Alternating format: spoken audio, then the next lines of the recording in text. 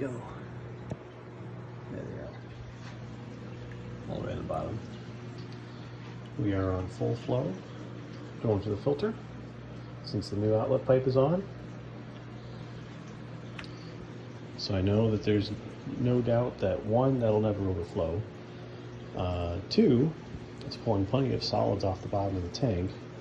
And three, and this is actually probably the most important thing, is I know that enough of this water is being cycled from top to bottom out of the tank instead of short-circuiting coming in through the top and leaving through the top.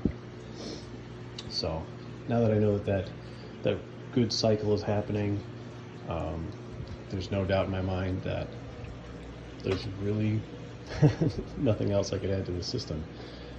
Just a little bit of filter cleaning. This is the filter media that I had basically shaped almost like a bucket shape to fit in that tube. I've had it since the last system. So any food particles coming off the top of the tank are filtered out.